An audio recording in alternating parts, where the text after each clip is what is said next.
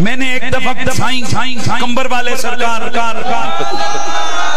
میری ایک یہاں قبلہ شاہ جی، میں نے پچھلی دفعہ بھی ان کا نام لیا۔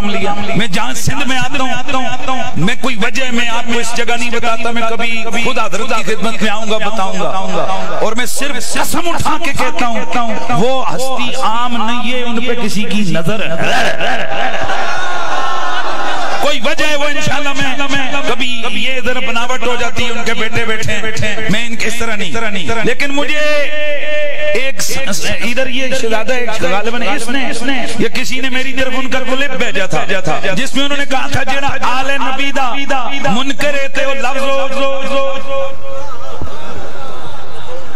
وہی بولا تھا۔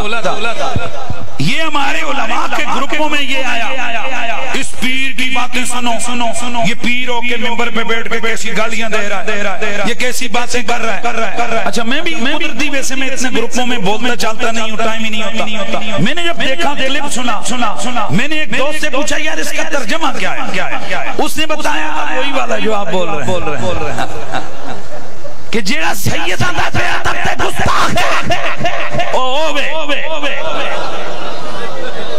سمجھ گئے؟ کہتے جی یہ جگہ بدتمیزی میں کہا خاموش، اپنی طرف سے انہوں نے یہ بات نہیں کی، یہ امام جعفر صادق علیہ السلام کی حدیث ہے۔ امام جعفر صادق علیہ السلام نے فرمایا ہم آل محمد سے رجل معبوس محبت نہیں کر سکتا۔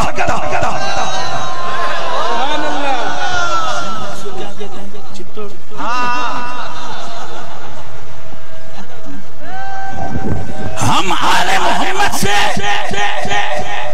وہ میں لفظ نہیں بولنا چاہتا، وہ مفعول محبت نہیں کر سکتا۔ میں نے کہا امام جعفر صادق سے زیادہ پاکیزہ کون آیا، ان سے زیادہ حق کون آیا؟